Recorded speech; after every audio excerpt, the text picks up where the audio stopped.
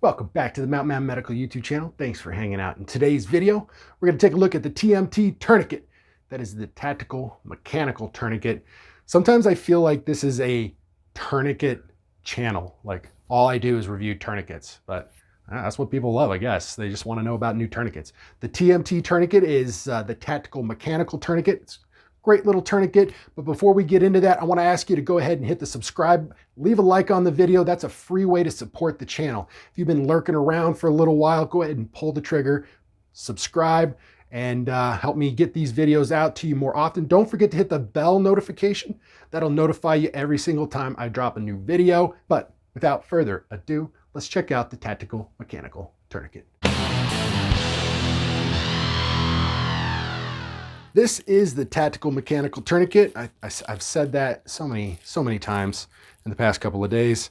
I've been trying to film this and it has been a little bit, I'm trying out new audio equipment and I'm trying to work out all these bugs, and I've just remodeled my shop and just everything is just all chaos right now. So I've been trying to film this video for a long time, not been successful. This is the last time I'm going to do it. So we're just going to make this work. So this is the TMT tourniquet. Right off the bat, I really wish that they could have worked an N into the acronym somehow. TMNT just has a way better ring. Maybe some cool green colors, you know, maybe the color of Leonardo. Obviously, he's the best. So, but we have what we have. This is a good tourniquet, especially if you understand the cat tourniquet and that's what you're used to. You're going to be pretty familiar with this. Some of the notable features about this tourniquet is the wide band. This is a 2-inch wide band. That's important for two main reasons. The first reason is that the wider the band, the easier it will be to apply pressure to occlude the artery. This is especially important in large limbs, especially like legs. If the person is overweight or if they are a gym rat and they never miss leg day, then they might have a lot of tissue in between the strap and the artery that you're trying to occlude. So standard procedure, if you don't get full occlusion of the artery with the first tourniquet, you've applied it correctly, but it's still bleeding. Standard procedure is to apply a second tourniquet above the initial tourniquet and tighten it down. So this 2-inch band is wider than the cat tourniquet and the soft T wide. So if you are a larger person like me, I've got big old thunder thighs, then the TMT tourniquet might be a better choice for you. Now, the second reason why a wide band is nice is because of tourniquet pain. Tourniquet pain is a real thing. I've had people who have lost legs that are complaining more about the tourniquet than they are about their lost leg. So tourniquet pain, it hurts. And the wider the band, the less it hurts. It is noticeably more comfortable, but it's still going to be uncomfortable. It's just going to be a little more comfortable than the cat or the soft T wide. Another pro that I like about this TMT tourniquet is this quick disconnect.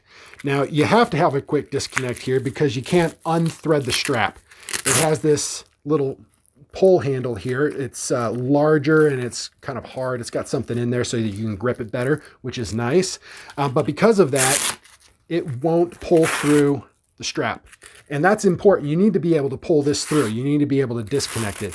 If you have a trapped limb, if you're working on somebody in a car, that car can fold in, all that metal can fold in around the casualty and pinch them in. And you still need to control that bleeding. So if you can't loop this over their arm or their leg, how do you do that? Then you just disconnect.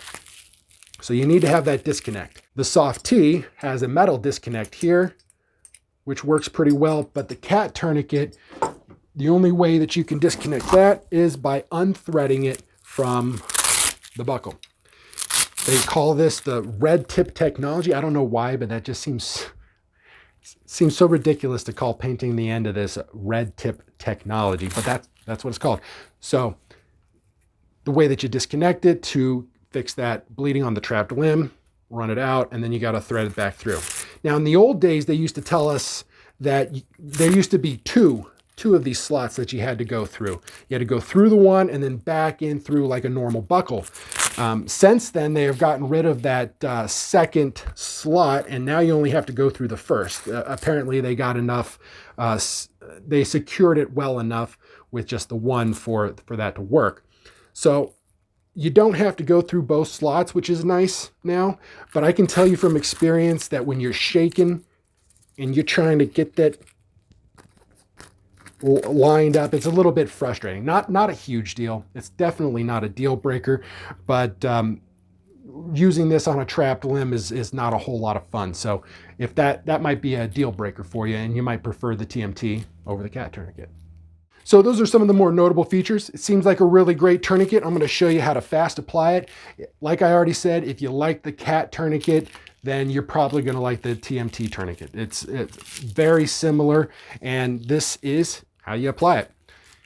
You want to make sure that you angle these arrows. They're going to face across your body. So I'm going to loop it, run it up, and then we're going to do a ratcheting motion to get this secured. And as I ratchet it, I'm going to try to position this windlass in where I can grab it nice and easy. And if you can't really reach it that well because it's way up here in your armpit, then go ahead and move it down. If the injury is down here, we just want to be 2 to 4 inches above that. We don't have to go high and tight. So if it helps to bring the windlass down to a more manageable angle, then we want to be able to do that. So don't always go high and tight. Only go 2 to 4 inches above the wound unless you don't know where the wound is exactly at. So after a ratcheting motion, I'm going to loop this around, and then I'm just going to put a couple of turns in the windlass.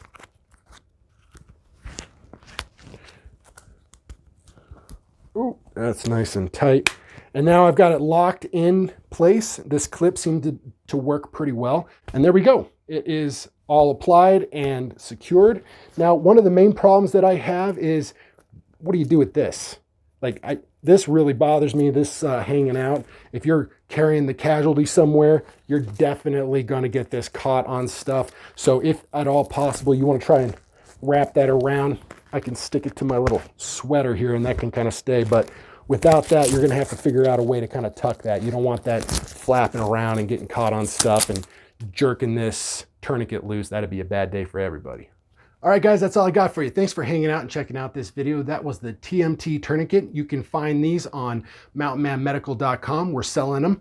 They don't have, they're not more or less expensive really than the cat or the soft T wide. So you're not going to be saving any money or forking out any extra money for the TMT tourniquet. They all pretty much cost the same, but you can find them over on the mountainmanmedical.com website. While you're there, check out our Yellowstone and Wind River trauma kits and be ready for whatever the mountain throws at you.